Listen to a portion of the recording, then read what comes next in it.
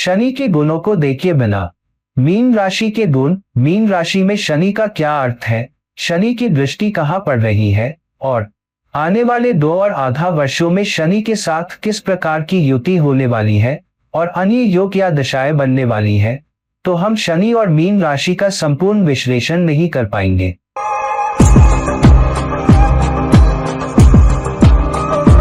नमस्कार और आदाब मेरे सभी दोस्तों को आपके मित्र ज्योतिषी और मार्गदर्शक की ओर से एक बार फिर आपके अपने चैनल एस्ट्रो एश्योरेंस से। अब मार्च के अंत में शनि का गोचर कुंभ राशि से मीन राशि में होने जा रहा है। अब मीन राशि इसलिए महत्वपूर्ण है क्योंकि मीन राशि कालपुरुष कुंडली में 12वां भाव भी है, जिसका मतलब है कि शनि ग्रह धूलि का कारक भी है, 12वें भाव का कारक भी है। तो शनि एक ऐसी राशि में प्रवेश करेगा जिसका नैसर्गिक संबंध 12वें भाव से है, जिसका वह कारक है। तो यहाँ वह आपको मिले जुले परिणाम देगा। सबसे पहले तो वह 12वें भाव का कारक होने का फल देगा, फिर वह अपने गुणों, अपनी विशेषताओं, अपने व्यक्तित्व का फल देगा, और फिर मीन राशि में उसका अपना व्यक्तित्व, उसकी विशेषताएं कैसा व्यवहार करती है, यह भी ध्यान में आएगा। तो ये सब बातें बहुत महत्वपूर्ण है।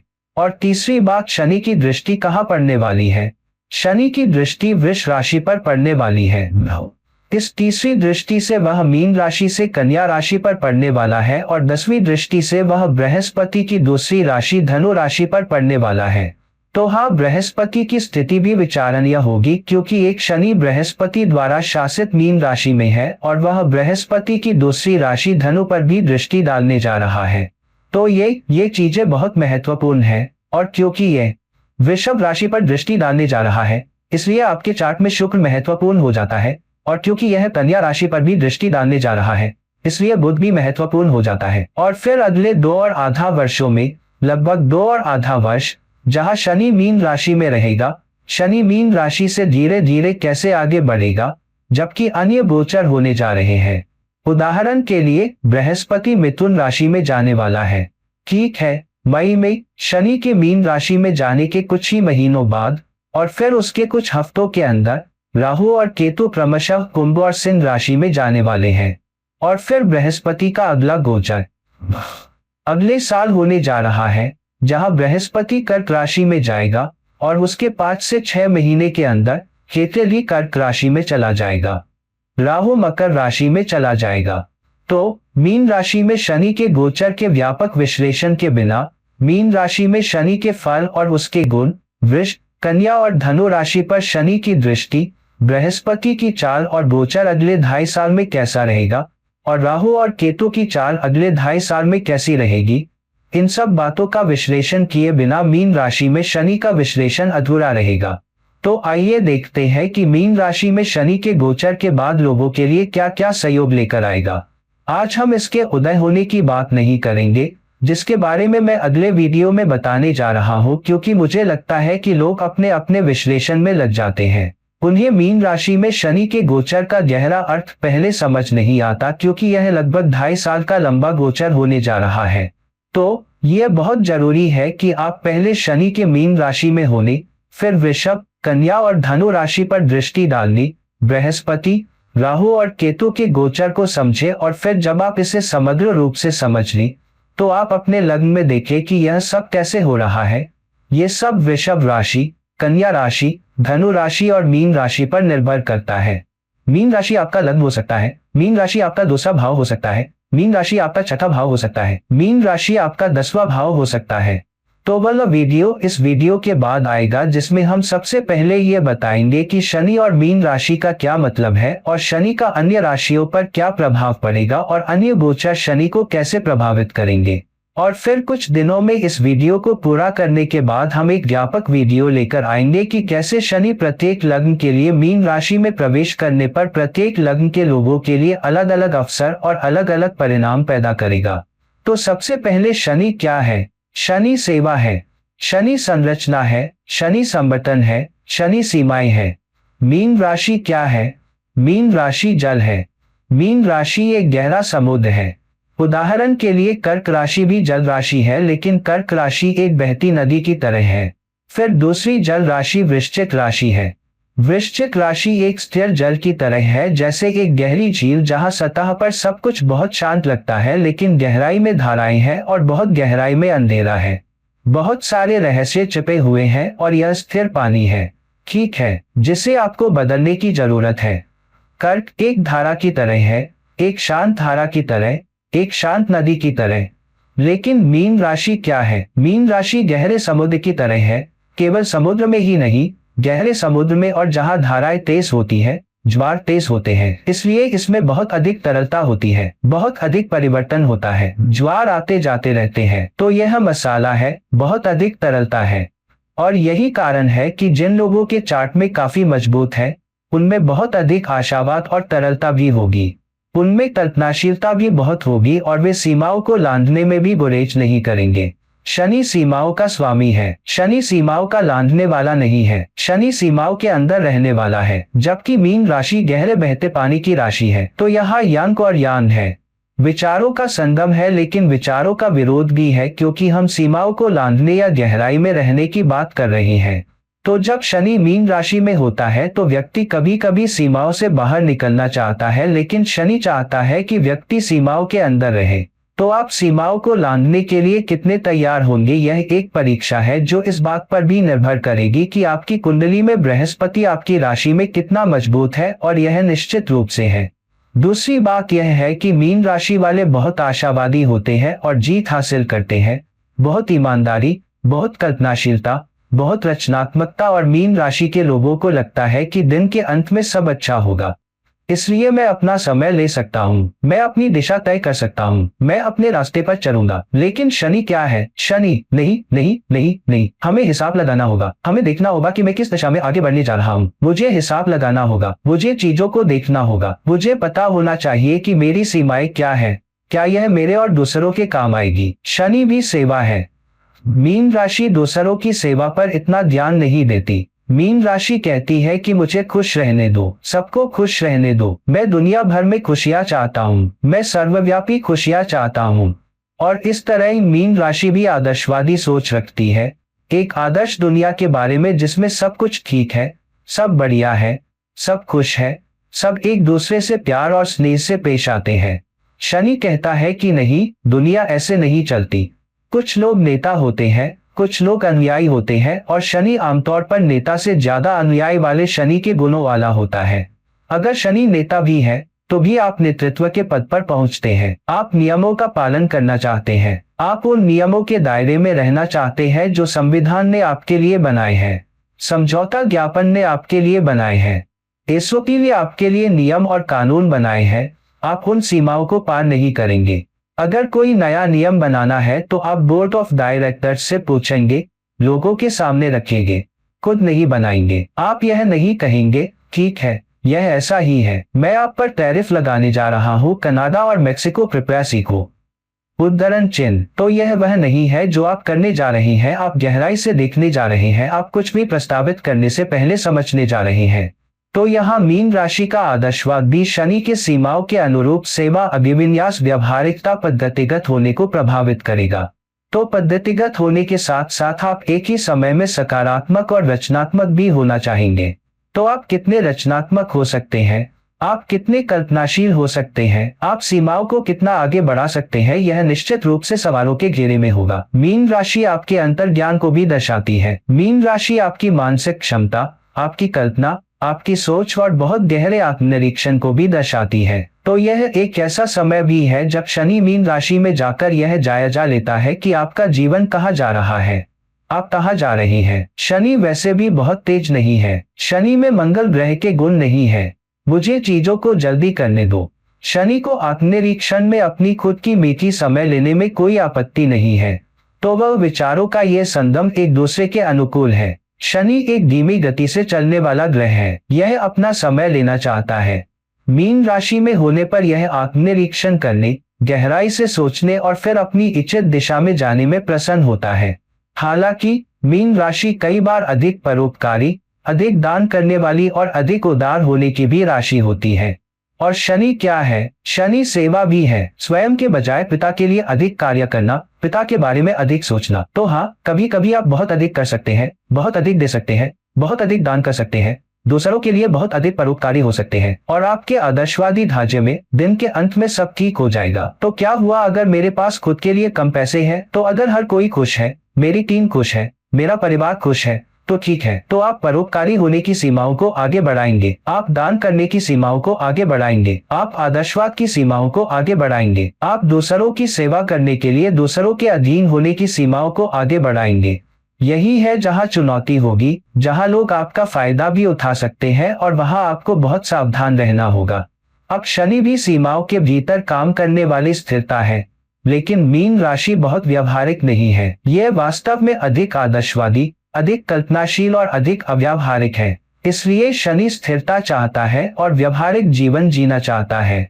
ये मेरे नियम है, ये संरचना है, ये संगठन है, ये मेरी सीमाएं हैं, मुझे इनके भीतर काम करने की जरूरत है, मुझे दूसरों के लिए मददगार बनने की जरूरत है, मुझे दूसरों की सेवा करने की जरूरत है। मीन राशि में तरलता है, रचनात्मकता है और मुझे वह काम करने में सक्षम होना चाहिए जो मुझे सही लगता है। मैं आदर्शवादी महसूस करता हूँ। वही मीन राशि वाले या मजबूत मीन ऊर्जा वाले बहुत अधिक व्यवहारिक नहीं होते हैं। वे अपने नियम खुद बनाएंगे, वे आदर्शवाद रखेंगे, वे आशावाद रखेंगे, वे रचनात्मकता रखेंगे, वे कल्पना को मेज पर रखेंगे और कहेंगे कि यही सही है, ऐसा ही होना चाहिए। तो आप सब करने दो या इस दिशा में आगे बढ़ो, जबकि दूसरे लोग कह सकते हैं कि रुको रुको। जब शनि 4 पर आता है, रुको रुको रुको।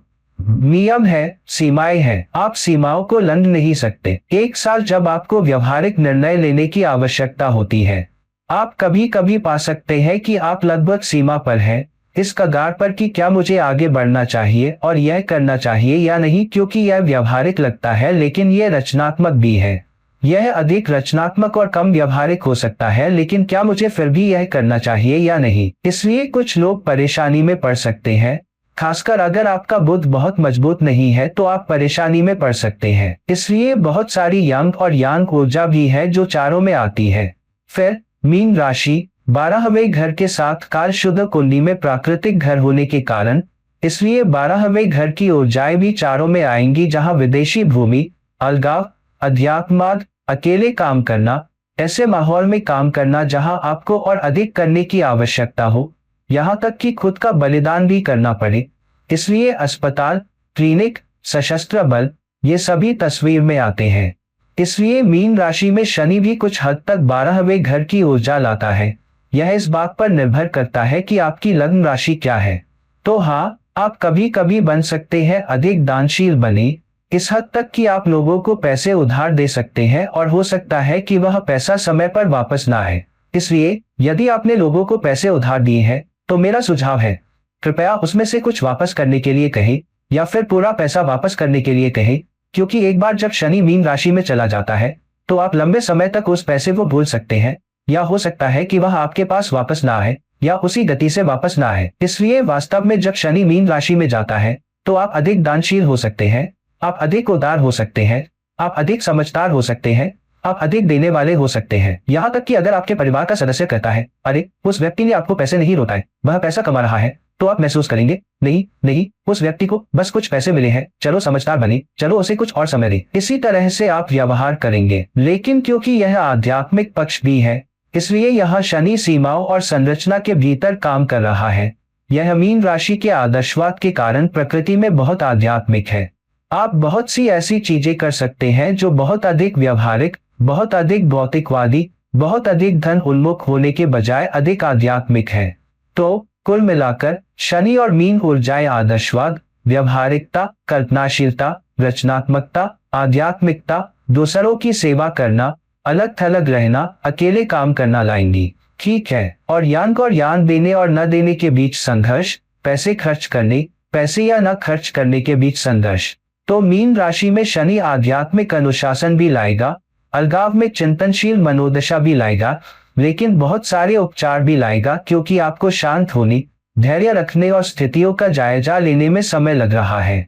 अब देखते हैं कि शनि मीन राशि में जाने के बाद कहाँ दृष्टि डालता है।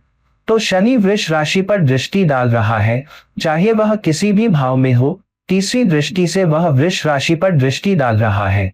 तो सबसे पहले तीसरी दृष्टि और वृष राशि क्या है? वृष धन राशि है। तो मीन राशि वित्त, आजीविका, कमाई, बचत, पोषण, मूल्यों, समुदाय, जनजाति और निर्भरता का प्रतीक है। शनि की तीसरी दृष्टि का मतलब है कि आपको जीवन के इन गुणों पर कड़ी मेहनत करनी होगी, जैसे पैसा कमाना, आजीविका बढ़ाना, बचत करना, संपत्ति बढ़ाना, निर्भरता के साथ बेहतर संबंध बनाना, मूल्यों के साथ काम करना। मीन राशि वाले बहुत कल्पनाशील, रचनात्मक और आदर्शवादी होते हैं, इसलिए मूल्यों को किनारे कर दिया जा सकता है जहां आदर्शवाद, दान और दान की भावना आती है। यह चुनौती है। वृष राशि के मूल्यों, धन, खर्च और बचत की सीमाओं में रहने के साथ साथ आपको खींचतान का सामना करना पड़ सकता है, क्योंकि वृष राशि पोषण की भी प्रतीक है। इसलिए पोषण, भोजन या जीवन की गुणवत्ता पर भी ध्यान दिया जा सकता है। शनि अनुशासन का प्रतीक है। शनि आपके घोड़ों को नियंत्रित कर रहा है। वृष राशि वाले खाने पीने और विलासिता पर अच्छा समय बिता रहे हैं। शनि आप पर अंकुश लगाएगा और दूसरा वो मीन राशि में है, तो एक तरफ आप अंकुश लगाना चाहते हैं तो दूसरी तरफ आप आशावादी होने के कारण जीना भी चाहते हैं। मीन राशि में आपको लगता है कि एक दिन सब ठीक हो जाएगा, तो क्या हुआ अगर मैंने आज कुछ पैसे उड़ा दिए, तो वहाँ रस्साक्षी होगी। तो किसी दिन आप कुछ पैसे उड़ा देंगे, अगले दिन आपको बुरा लगेगा, आपको पछतावा होगा। आप अपने दोस्त से कहेंगे, आप अपने जीवन साथी से कहेंगे, आप खुद से कहेंगे, मैंने ऐसा क्यों किया, मैंने इतने पैसे क्यों उड़ा दिए। उद्धरण चिन्ह, जो चीज आपने खरीदी है आप उसे देखते हैं और आपको लगता है क्या मुझे वाकई इसकी जरूरत थी। किसी के चक्कर में वो आप जानते हैं विलासितापूर्ण होने के कारण मैंने जाकर उस पर पैसे खर्च किए, तो वह होने जा रहा है। फिर सातवें पहलू के साथ शनि मीन राशि से कन्या राशि पर पहलू डालेगा। अब कन्या राशि में कई गुण होते हैं। यह बुध द्वारा शासित राशि है। बुध की मुताकोना चमक, जिसका अर्थ है कि यहाँ बुध की बहुत सारी ऊर्जाएं भी काम करेगी, लेकिन विशेष रूप से कन्या राशि से जुड़ी होंगी। तो हाँ, शनि कड़ी मेहनत करने वाला, अनुशासित और बहुत व्यवस्थित है और बुध बहुत पूर्णतावादी है। कन्या राशि बहुत ही समर्पित, बहुत ही विश्लेषणात्मक और बहुत शिक्षित होने के कारण चीजों को पूरा करना है। तो हाँ, व्यक्ति, जब भी आपकी कन्या राशि किसी भी घर में स्थित हो, आपकी लग्न राशि के आधार पर मीन राशि से शनि का पहलू आपको अधिक व्यवहारिक, अधिक व्यवस्थित, अधिक चौकस, अधिक व्यवहारिक, अधिक गणना करने वाला, अधिक विश्लेषणात्मक, अधिक गहन शोध करने वाला बना देगा। तो बहुत अधिक गहराई से गोता लगाना होगा, बहुत अधिक ध्यान केंद्रित करना होगा और आप कम व्यवहारिक निर्णय ले सकते हैं। जहां आपकी कुंडली में वृषभ राशि है, लेकिन आप अधिक व्यवहारिक, अधिक अध्ययनशील, अधिक संरचित, अधिक संगठित होंगे। कन्या राशि जहां भी हो, तो हाँ, आप नियमों का पालन कर सकते हैं, लेकिन अगर आपको लगता है कि निर्णय व्यवहारिक नहीं है, तो आप प्राधिकरण को चुनौती भी दे सकते हैं। निर्णय नियमों और विनियमों का पालन नहीं कर रही है। कन्या राशि नियमों और विनियमों की भी राशि है, लेकिन ये छिपे हुए शत्रुओं और प्रतिस्पर्धा की भी राशि है। तो हाँ, शनि आपको अपने शत्रुओं पर विजय पाने, अपनी चुनौतियों और समस्याओं पर विजय पाने के लिए बहुत ही संरचित दृष्टिकोण के साथ, आशावाद के साथ ध्यान केंद्रित करने के लिए कहेगा। मीन राशि, तो हाँ, अगर मैं कड़ी मेहनत करता हूँ, अगर मैं अपने काम लगन से करता हूँ, अगर मैं सीमाओं का सम्मान करता हूं, तो आप बहुत आशावादी होंगे और मैं प्रतिस्पर्धा पर भी विजय पा सकूंगा। तो आशावाद रहेगा और आप पाएंगे कि कई बार आप बहुत बहुत कड़ी मेहनत करेंगे, आप एक बार असफल हो जाते हैं, आपको लगेगा कि नहीं नहीं नहीं नहीं नहीं, मैं इसे एक और मौका दूंगा, दूसरी बार मैं निश्चित रूप से पास हो जाऊंगा। मीन राशि में आशावाद फिर से आता है, आप प्रयास करते हैं। तो मीन राशि में शनि की यात्रा के दौरान आप तब तक काम करते रहेंगे जब तक आप सफल नहीं हो जाते। तो यह आपको बहुत दृढ़ता देगा या दृढ़ता, और आपको लगेगा मुझे ये हासिल करना चाहिए, और अपनी दृढ़ता के माध्यम से आप बहुत सारी बाधाओं, बहुत सारी चुनौतियों को पार करने में सक्षम होंगे। और आपके स्वास्थ्य में, यदि आपका स्वास्थ्य किसी चुनौती से गुजर रहा है, तो आप अपने स्वास्थ्य में भी दृढ़ता रखेंगे। आप बहुत ही व्यवस्थित होंगे, आप बहुत ही गणनात्मक भी होंगे, आप स्वास्थ्य के प्रति अपने दृष्टिकोण में भी बहुत संरचित होंगे। अगर कुछ भी गलत हो जाता है, तो आप अपने व्यवस्थित दृष्टिकोण के कारण जल्द ही वापस भी आ जाएंगे। अब मीन राशि से शनि का 10वां पहलू कहां पड़ रहा है? शनि का 10वां पहलू बृहस्पति के दूसरे चिन्ह पर पड़ रहा है, जो धनु राशि है। धनु राशि उच्च शिक्षा, ज्ञान, लेकिन साहसिकता, मौज मस्ती की राशि है। कभी कभी अपने मनोरंजन के लिए नियमों को तोड़कर सावधानी को हवा में उड़ा देते हैं। आपको सीमाओं को पार करने में कोई गुरेज नहीं है। मीन राशि में शनि, मीन राशि आशावाद है, शनि धनु राशि मौज मस्ती है। तो हाँ, आपको अपने घोड़ों को नियंत्रित करने में बहुत मुश्किल महसूस होगी। तो एक दिन आप जाएंगे और अपनी मौज मस्ती करेंगे, आप अपनी चीजें करेंगे, और दूसरे दिन जब भी आपके मन में यह विचार आएगा, मैंने मैंने इसे बहुत ज्यादा बढ़ा दिया, तो आपके अंदर की गहराई में मीन राशि की ऊर्जा आकर कहेगी, नहीं नहीं नहीं, इतना भी बुरा नहीं है, सब ठीक हो जाएगा, मुझे आशावादी रहने की जरूरत है। उद्धरण चिन्ह। तो ये दूसरी चीज है जो होगी। आप साहसी बने रहेंगे, मौज मस्ती की सीमाओं को लांघते रहेंगे, और यही वह जगह है, क्योंकि शनि की दृष्टि वृष राशि पर है, जो धन राशि है, इसलिए वहां रसाक्षी पैसे बचाने, सीमा में रहने की है। लेकिन धनु राशि वाले पैसे खर्च कर रहे हैं। मीन राशि वाले चाहते हैं कि आप आशावादी रहें, लेकिन मीन राशि वालों के पास देने, दान करने और खोने की 12वीं भाव की ऊर्जा भी होती है, इसलिए अपने पैसे को संभाल कर रखना मुश्किल होगा। लेकिन आप क्या करेंगे? आप साहसिक कार्यों, मौज मस्ती और ऐसी ही अन्य चीजों पर पैसे खर्च कर सकते हैं। महीनों बाद ही आपको लगेगा, अरे मैंने वाकई बहुत बड़ी गलती कर दी, मैंने बहुत ज्यादा कर लिया, मैंने बहुत ज्यादा खर्च कर दिया। हो सकता है कि तुरंत वह विचार आपके मन में ना आए,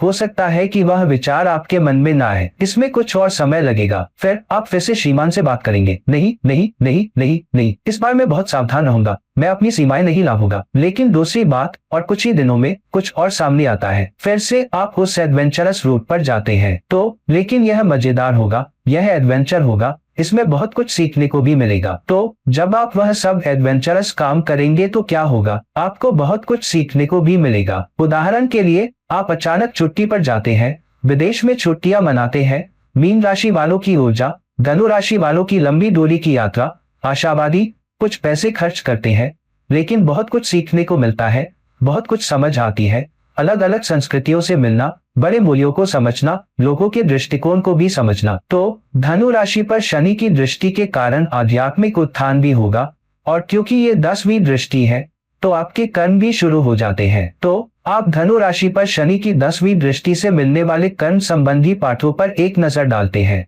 अब एक उदाहरण के लिए देखते हैं कि शनि के मीन राशि में रहने के दौरान अन्य राशियों और अन्य ग्रहों का गोचर कैसे होगा। तो मुझे लगता है कि शनि जून 2027 में मीन राशि में होगा। तो उस समय तक आप अन्य गोचरों का आप पर क्या प्रभाव पड़ेगा?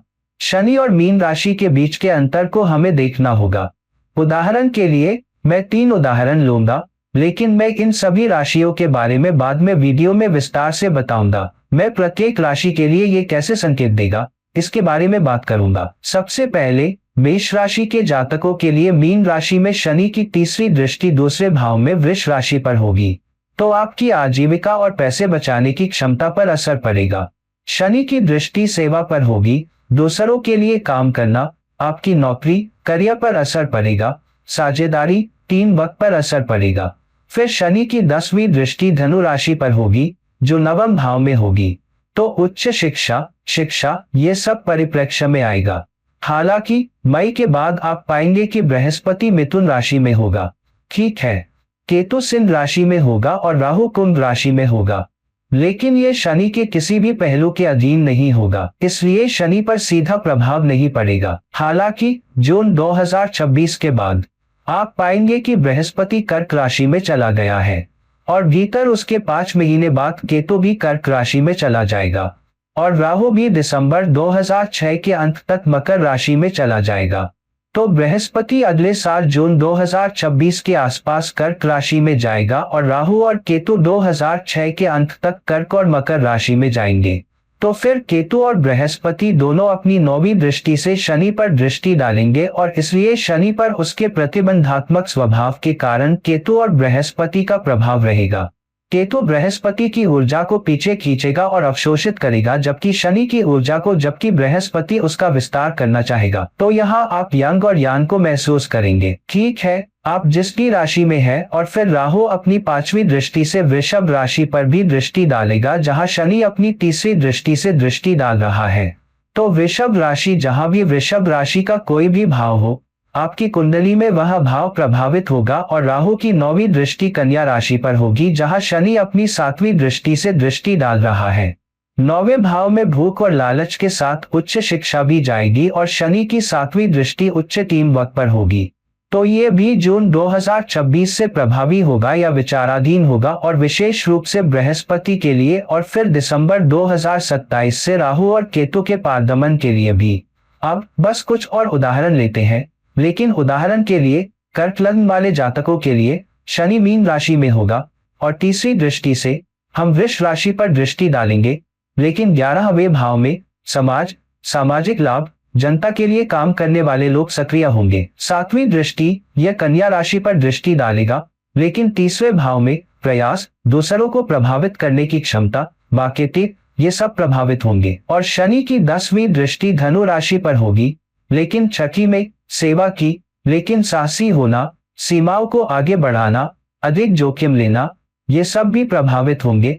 उदाहरण के लिए कर्क लग्न वाले जातकों के लिए तो इनमें से कुछ चीजें हमें समझने की जरूरत है। मैं कैंसर को एक उदाहरण के तौर पर ले रहा हूं और एक और उदाहरण, लेकिन उदाहरण के लिए धनु राशि वालों के लिए शनि मीन राशि में होगा और वहां से वह तीसरी दृष्टि से छठे भाव में वृषभ राशि पर दृष्टि डालेगा।